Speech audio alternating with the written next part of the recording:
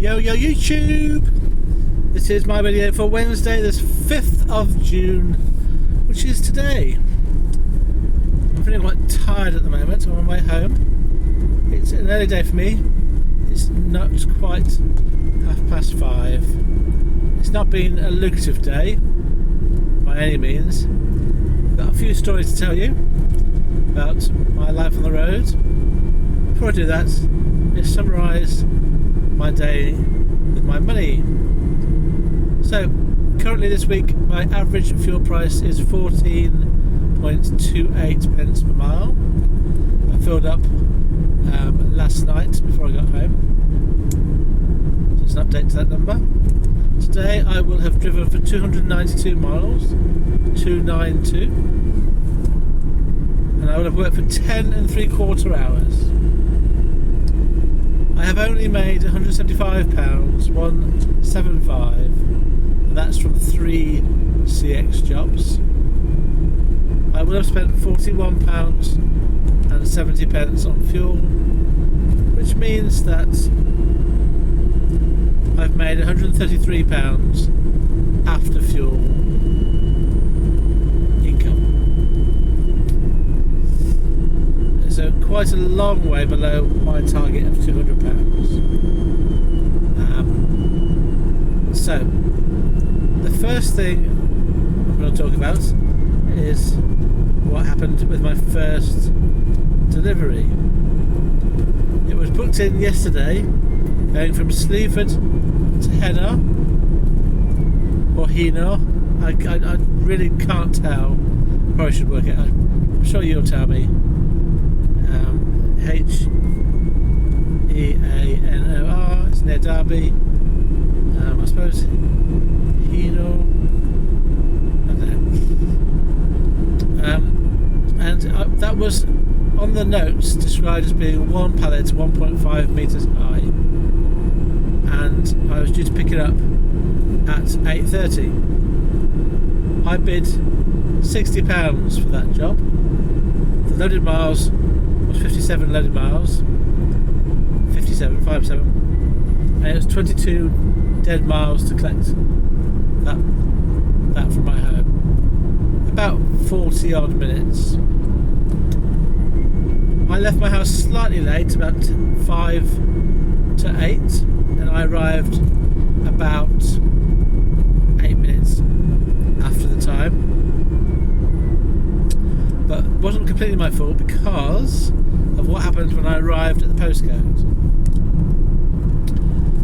So what I tend to do is I put the postcode in, get myself to close to where I'm going, and then look at the name of the company, and then find the name of the company if it's not obvious by looking at signs or looking at looking around the van outside. Then I'll use Google Maps to find the company name. Now, but for my pickup to this morning, I did not have a company name on CX.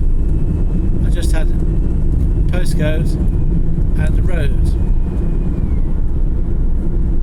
I did have, however, a name and a number. But I thought, I don't want to call this number with the question, who are you? I'm going to come and pick up a load from you, because that, in my mind, seems a bit weird and a bit unprofessional. So I rang the shipper first and asked them, can you tell me who I'm going to, or what is the unit number, because it was a commercial place. But unfortunately the shipper that I spoke to didn't know. They were just going by the information that he had on his system. So in the end I did have to ring the number, and unfortunately the guy on the phone, although he did say, let's say it's Turtle Aquatics here, how can I help? I missed what he said, because it's the first thing he said when he answered the call. And I didn't want to say, oh, can you repeat what you said? I tried to bluff my way through it by saying, oh, hi there, I've got a pickup for you going to Henna, sorry. It's one pallet, I've got reference. Yeah, that's that. And he said, "Who are you?"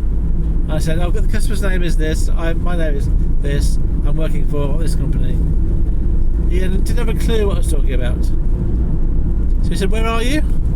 I said, "I'm by Screwfix at the moment, but I'm not sure where you're located." Yeah, well, I'll come down the road. You're not there. So he directed me in to where they were. So I managed to find myself eventually at the right gates of the right place. It wasn't until I arrived that I knew the name of them. And then what happened then was a guy with a piece of paper came out and said, "Is it for?" And he said, "Give me a company name. Let's say, is it for Blogs and Go?" And I had I had not had that name on my thing. I'm being distracted now because that van flashed me. So I'm assuming that there's some sort of speed watch ahead. But as always, I'm going way below the speed limit. So I'll do a video. So I'm distracted now. It's in the middle of describing to you my my day. It's gone 5:30. There's not going to be a police car out here, is there? I mean, I don't know. It's really bugging up my video now in terms of my train of thoughts. No, it's flashing me along here. I don't think it's my van. I think out of place in my van. Anyway, so yeah, there's a guy piece of paper. I use Blogs and Co. Obviously, it wasn't Blogs and Co. It was just another name. But that name, I had no idea. I hadn't been told them from the shipper. It wasn't on my CX. It had no relation at all, as far as I was aware, to where I was going. So I said, "Is that in Henor?" I'm going to say Henor. And they said, "Don't know." So I looked at the paperwork, and there was no address for that. So they had a name I didn't have. I had an address that they didn't have.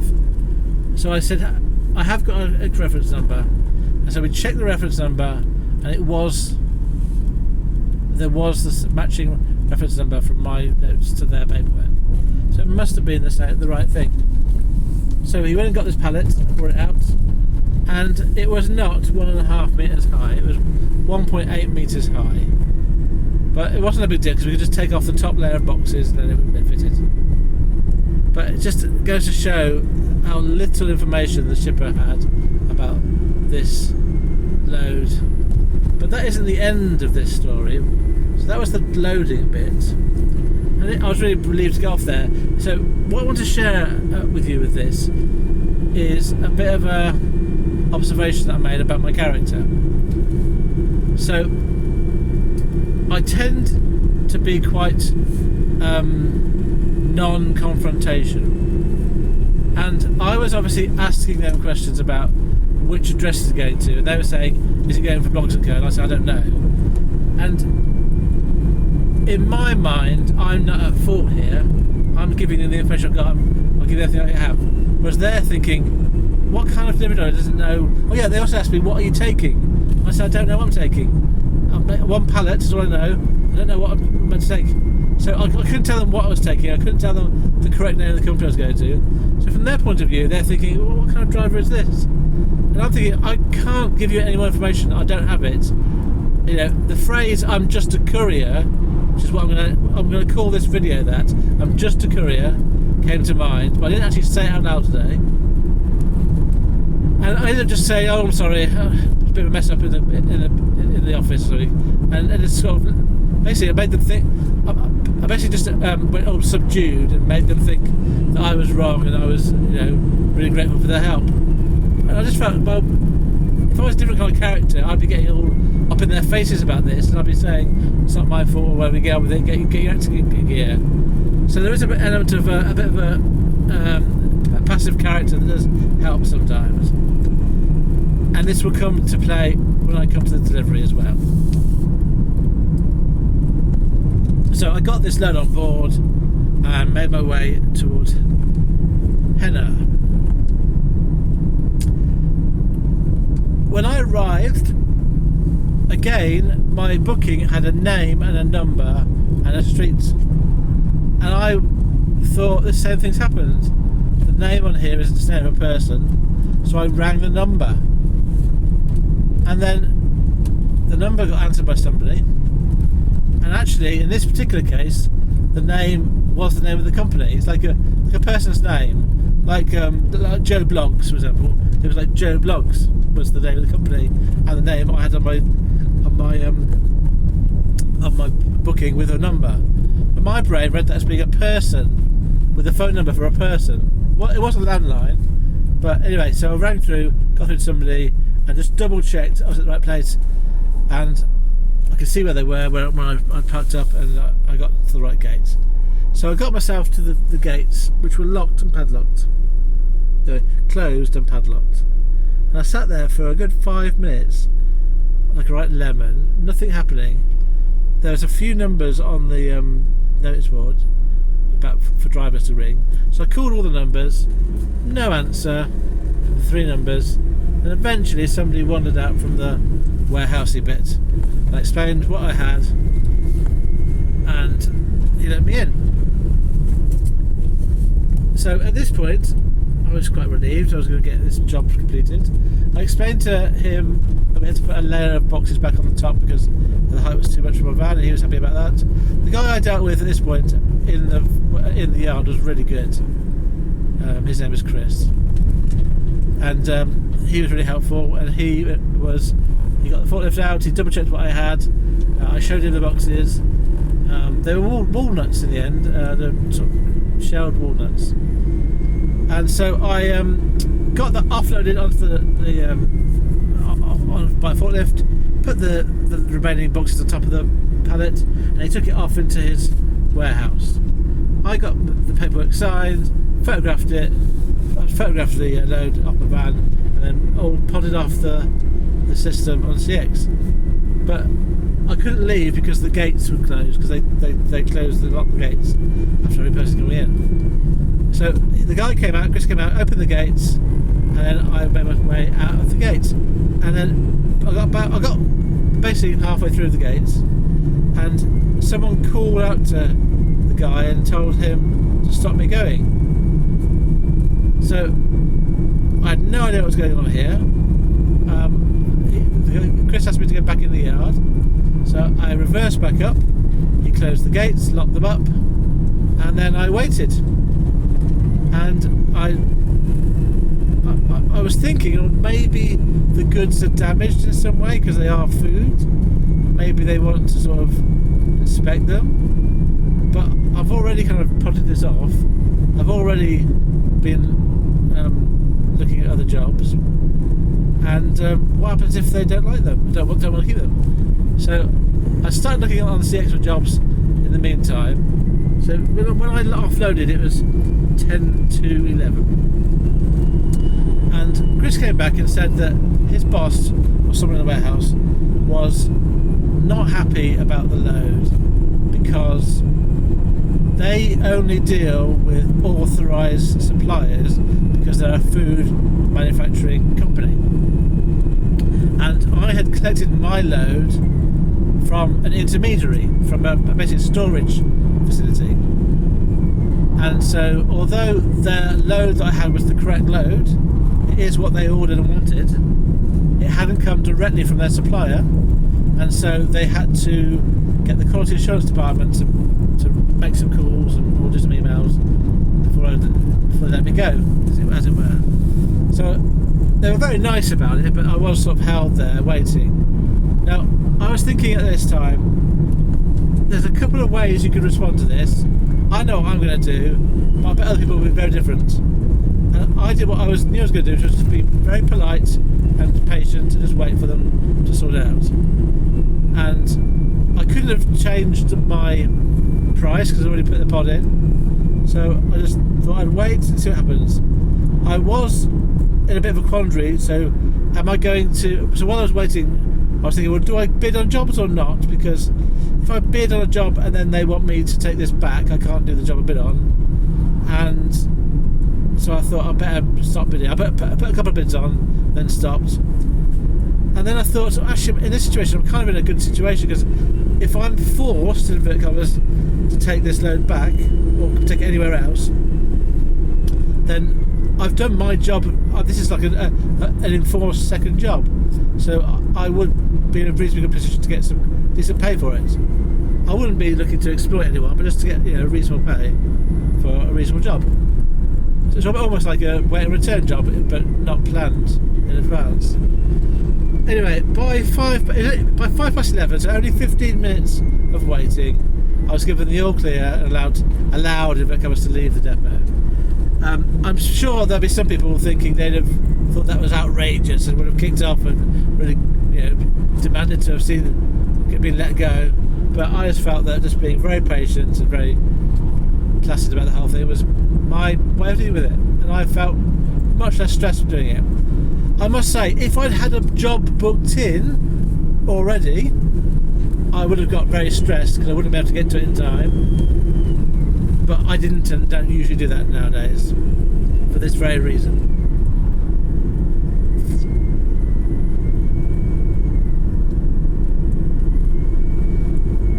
So I did get out 11:05, and then I was looking for my next job, and that had only been a small £60 job, so I was looking for something a bit bigger if possible.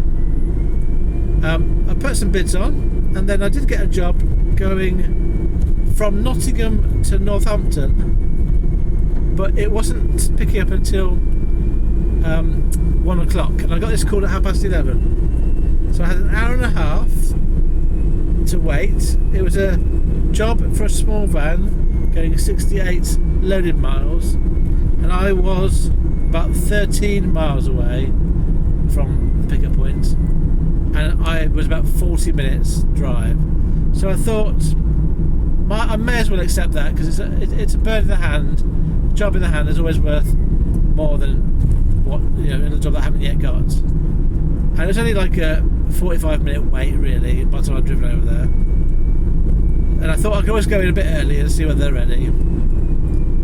So I accepted the job. That was at 11:30, and I made my way over, and I arrived in Nottingham at about 12:30, where I then just did a bit of sorting out my van, and then I arrived on site about 11:45, but they weren't quite ready for me, so I had to wait. Now, when I did get this job, I had a phone call for another job, which was going again from Nottingham, but going to Salford. It was more money, but it was leaving at 2 o'clock. So I didn't really have a choice in the end, because I chose the first phone call, but the phone call I got was £65 for a 1 o'clock pickup going to Northampton, and I missed out on a 2 o'clock pickup for £90 going to Salford.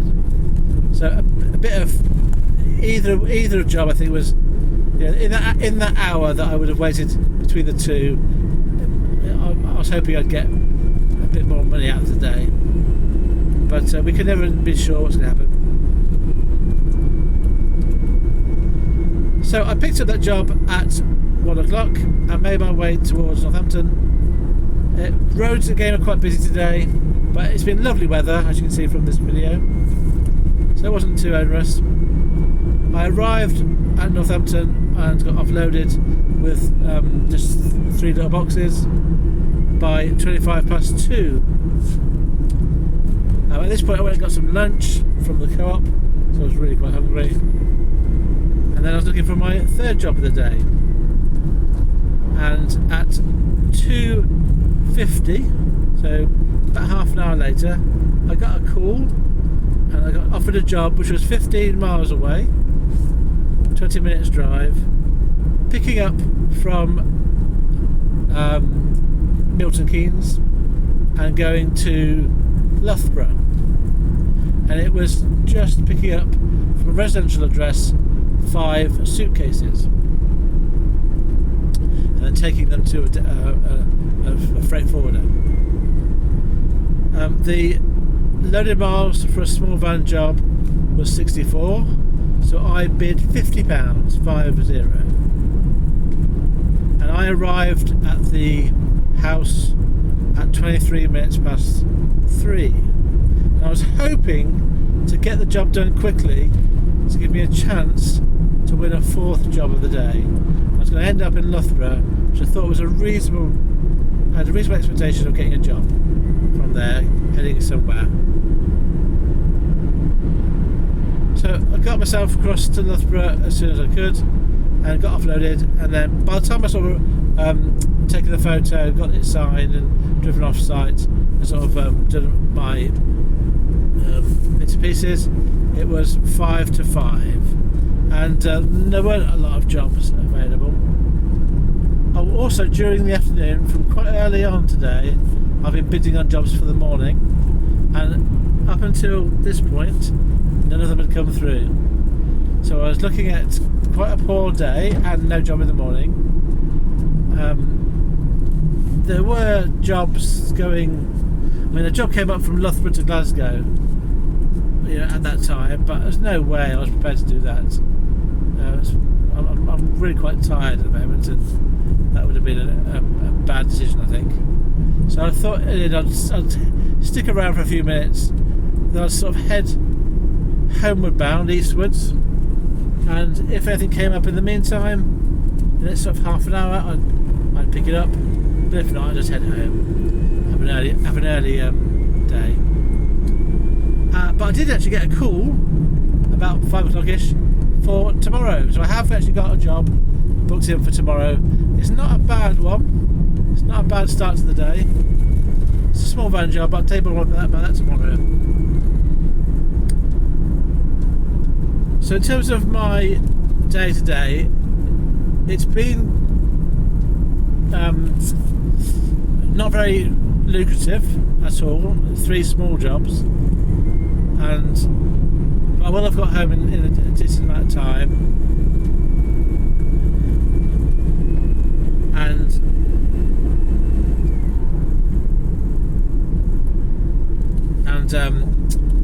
I just sort of I'm choosing not to do the outrageously long distance jobs at the moment. I'm not sure this tactic's going to work, but it's worth trying for a few days. I'm trying to balance the amount of time on the road with the amount I earn against sort of a job like multi-dropping, which is not really for me anymore.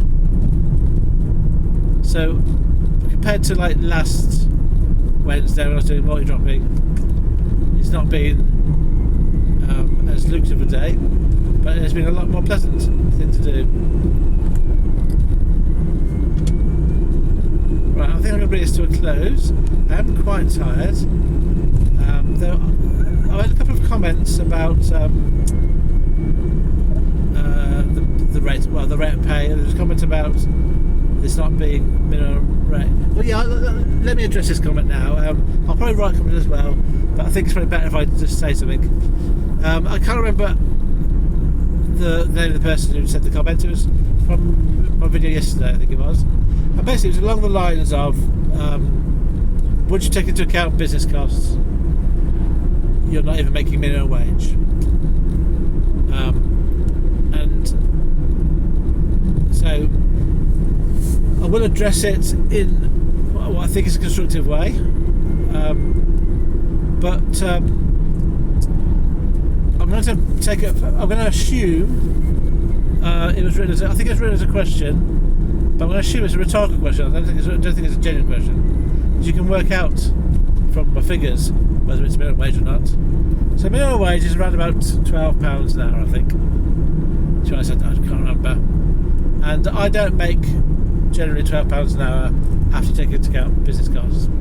Some days I do, some days I don't. My business costs, as a rough rule of thumb, if you take off £80, that will cover pretty much my business costs, excluding fuel. The fuel is already accounted for in my calculations. So if I earn £200 in a day after fuel, then roughly speaking, £120 of that is what I take home. And if I did a 10-hour day, that's that's £12 an hour. So it would be, with my current sort of expectations, the current way I would do this job, it's unlikely that I would get more than minimum wage most days. But I must say, I don't care. And I want to try and express why I don't care. It's not that I think it's irrelevant, but it's just, for me, that is the most relevant thing. And I haven't really planned this, to be honest, which you may have found out from the start of this video. But I'll just say roughly what's going through my head right at the moment. If you were to judge a job's worth literally from the amount you get paid after expenses per hour, which is a metric, you can do that, then being a same day courier doesn't come very high on the number of jobs options you can do. And I've done other jobs in the past that pay a bit less or a bit more or about the same. So if one's focus is on comparing a job to minimum wage, which I think in itself is a bit of a weird way of looking at it, or even living wage, I think I've got a whole load of stuff to go on about that. I won't do it in this video. If you're going to compare it to that, then maybe this isn't the right job for that sort of person. But for me, I know how much I need to live a life that I want to live, and I don't relate that to minimum wage at all. I relate it to the amount of money that comes in each month. So I don't really care about my hourly rate. I don't really care about how efficient I'm working in terms of that. I could do a job that paid me twice as much, and I'm therefore in theory be more efficient with how I earn my money, but I'd hate the job. I could do a job that pays the same and still hate it, because I've done a few like that. But I just need to have enough money coming in that I'm not, I can afford to do the things I want to do, afford to pay my bills, and afford to sort of just live a kind of lifestyle that I'm kind of happy with. I don't need to be really, really well off. I know I do have. I'm a bit too old now to be honest. That's never going to happen.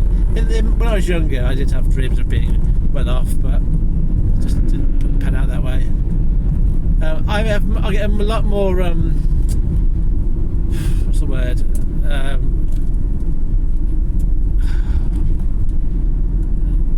I keep thinking of self-esteem, but that's not the right word. A lot more satisfaction from just doing a decent day's work for a fair rate.